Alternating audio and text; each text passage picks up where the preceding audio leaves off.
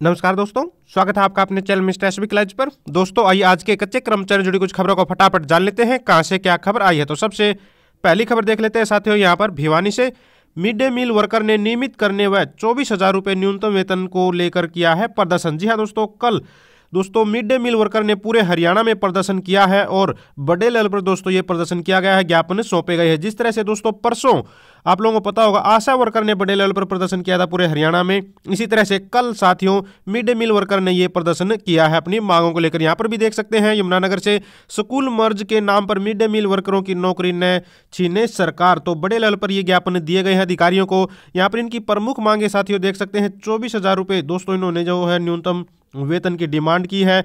इसके साथ में दोस्तों जो रिटायरमेंट की आयु है वहां पर भी इन्होंने दोस्तों राहत देने की बात की है, मांगे उठाई है।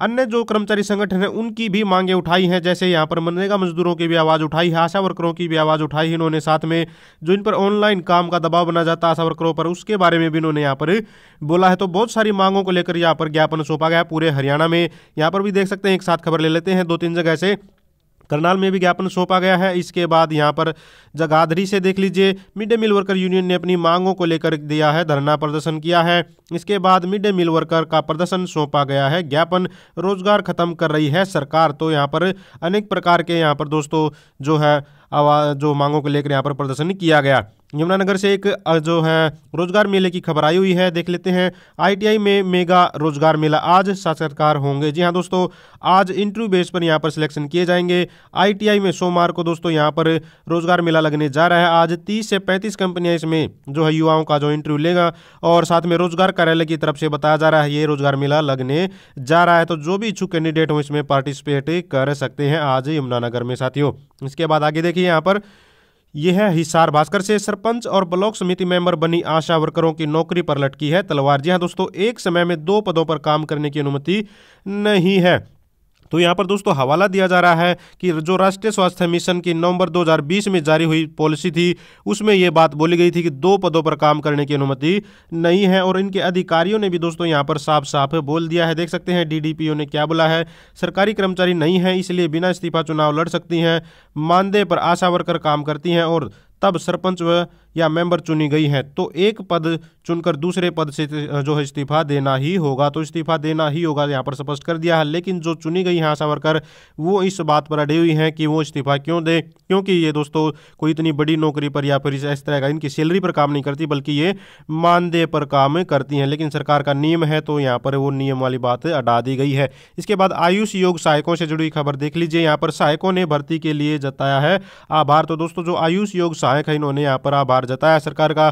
400 आयुष योग सहायकों की हुई है भर्ती। जी हाँ दोस्तों, 400 आयुष योग सहायकों की भर्ती हुई है। आप लोगों को पता होगा 1000 व्यायामशालाएं हैं जो बनाई गई थी, उनमें अभी तक 400 योग सहायक दोस्तों जो आयुष योग सहायक उनकी भर्ती की जा चुकी है। तो इसी को लेकर यहाँ पर जो आयुष योग सहायकों की मीटिंग हुई और इन्होंने यहाँ पर धन्यवाद जताया है। जो योग आयोग के चेयरमैन है दोस्तों जयदीप आर्य जी, उनका आभार यहाँ पर इन्होंने एक साथ जताया है।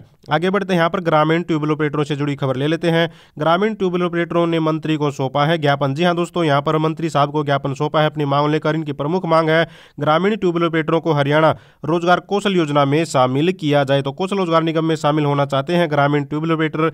मांगों को लेकर ग्राम जो है पंचायत मंत्री को सौंपा है ज्ञापन। कहा आयुष्मान योजना और पीएफ का मिले लाभ, तो पीएफ और आयुष्मान योजना का भी लाभ ये यहाँ पर लेना चाहते हैं। इन्होंने यहाँ पर बताया कि बहुत सारे जो ट्यूबवेल ऑपरेटर हैं वो 65 साल से ज़्यादा के हो चुके हैं और वो नौकरी कर रहे हैं, तो उनकी जगह पर उनके परिवार के सदस्य को नौकरी दी जाए, प्राथमिकता से नौकरी दी जाए, ऐसी भी यहाँ पर इनकी मांग है। और जो पीएफ वगैरह की सुविधा है वो भी इनके लिए लागू की जाए। तो इन सभी मांगों को लेकर यहाँ पर मंत्री साहब को ज्ञापन सौंपा है ग्रामीण ट्यूबवेल ऑपरेटरों ने। आगे बढ़ते हैं, यहाँ पर कौशल रोजगार निगम की भर्तियों में मिले आरक्षण। जी हाँ दोस्तों, जैसे ही कौशल रोजगार निगम ने काफ़ी बड़े लेवल पर भर्तियां की तो उसमें पारदर्शिता पर सवाल उठाए गए। आप लोगों को पता होगा भाई किसको कितने नंबर दिए गए, किस बात के नंबर दिए गए, क्या उसमें किस कैटेगरी के कितने कैंडिडेट सेलेक्ट हुए हैं, उसमें कोई भी पारदर्शिता नहीं बरती गई है, जिस वजह से उसकी दोस्तों जो क्रेडिबिलिटी है, विश्वसनीयता है कौशल रोजगार निगम की, उस पर सवाल उठ रहे थे। लगातार विपक्ष भी सरकार पर जो है सवाल उठा रहा था। तो अब यहाँ पर जो मेरिट की जो एक तरह से बात उठ रही थी, मेरिट की तो उठी ही, साथ में अब किस कैटेगरी के कितने कैंडिडेट लगे उस पर भी आवाज़ें उठ रही है, आरक्षण पर भी बात उठ रही है। अभी इसमें कि जो है किसको जो है जो आरक्षण मिलता है जिस भी कैटेगरी को, उसमें उनको दिया गया है या फिर नहीं दिया गया है। तो कौशल रोजगार निगम के तहत भर्तियों में आरक्षण दे सरकार, तो ऐसी मांग यहाँ पर उठाई गई है। यहाँ पर भी देख सकते हैं, कौशल रोजगार निगम के तहत भर्तियों में अनुसूचित जाति का संवैधानिक आरक्षण प्रदान करे सरकार, डॉक्टर यहाँ पर निमडिया जी ने ये आवाज़ उठाई है। आगे बढ़ते हैं, यहाँ पर देख लीजिए, ये है खबर गेस्ट टीचरों से जुड़ी हुई। ऑनलाइन ट्रांसफर ड्राइव से आहत गेस्ट अध्यापकों ने बनाई है दोस्तों आंदोलन की रणनीति। तो जो ट्रांसफर ड्राइव चला गया था गेस्ट टीचरों का, उससे दोस्तों परेशान होकर एक बार फिर से 18 दिसंबर को सभी जो गेस्ट टीचर हैं वो सभी मंत्रियों को ज्ञापन सौंपेंगे। इसका समाधान अब तक नहीं हुआ, क्योंकि काफ़ी सारे जो अध्यापक थे, गेस्ट टीचर थे, वो काफ़ी दूर दूर उनका ट्रांसफर हो गया था। सरकार ने बोला था नज़दीक ले आएंगे उनको होम डिस्ट्रिक्ट में, लेकिन दोस्तों अभी तक कोई समाधान नहीं हुआ है। तो जिस वजह से गेस्ट टीचर परेशान हैं और यहाँ पर आंदोलन की रणनीति तैयार कर रहे हैं। आगे बढ़ते हैं, यहाँ पर ग्रामीण सफाई कर्मचारी जुड़ी खबर ले लेते हैं। सफाई कर्मचारियों ने समस्याओं व उनके समाधान को लेकर किया है मंथन। तो यहाँ पर ग्रामीण सफाई कर्मचारी दोस्तों इकट्ठा हुए हैं और अपनी समस्याओं पर दोस्तों यहाँ पर विचार विमर्श किया है और ज्ञापन देने की यहाँ पर प्लानिंग इन्होंने तैयार की है। कर्मचारियों का आरोप है कि इनको बेसिक सुविधाएं तक उपलब्ध नहीं करवाई जाती। जब इनको औजार वगैरह है जो वो भी उपलब्ध नहीं करवाए जाते, तो किस तरह से दोस्तों ये अपना काम अच्छे से कर पाएंगे। तो यहाँ पर बताया गया कि किस तरह से इनकी जो है वेतन वृद्धि रोकी जा रही है, अब तक इनकी वेतन वृद्धि नहीं हुई है।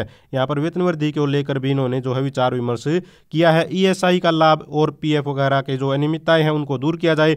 ग्रामीण सफाई कर्मचारी और शहरी सफाई कर्मचारी की सैलरी में जो डिफरेंस है उसको भी दूर किया जाए, यानी कि जो है दोनों की जो, क्योंकि दोनों सफाई कर्मचारी हैं, चाहे वो ग्रामीण लेवल पर या फिर शहरी लेवल पर, दोनों की सैलरी समान की जाए, क्योंकि शहरी जो सफाई कर्मचारी दोस्तों उनकी सैलरी थोड़ी सी ज़्यादा होती है। उसके बाद देख लीजिए लास्ट खबर है, मुख्यमंत्री आवास पर प्रदर्शन करेंगे कर्मचारी। जी हाँ दोस्तों, हरियाणा राज्य चतुर्थ श्रेणी सरकारी कर्मचारी यूनियन की मीटिंग में दोस्तों यहाँ पर यह बात रखी गई है कि वे जो है मुख्यमंत्री आवास पर प्रदर्शन करेंगे 22 दिसंबर को। और इस प्रदर्शन में दोस्तों सभी कर्मचारी जो कच्चे और पक्के वो इसमें शामिल होंगे। यहाँ पर ये चीज़ बताई गई है 22 दिसंबर को सभी कच्चे व पक्के कर्मचारी जो है इस प्रदर्शन में मुख्यमंत्री आवास पर जो प्रदर्शन किया जा रहा है इसमें शामिल होंगे अपनी मांगों को लेकर। तो दोस्तों ये थी सारी की सारी आज के कच्चे कर्मचारी जुड़ी खबरें। अगर आप भी चाहते हैं हरियाणा में एजुकेशन से रिलेटेड कच्चे कर्मचारी जुड़ी खबरें समय पर पाना, तो चैनल को जरूर सब्सक्राइब करें, वीडियो को लाइक करें, दोस्तों के साथ शेयर करें। Thank you very much.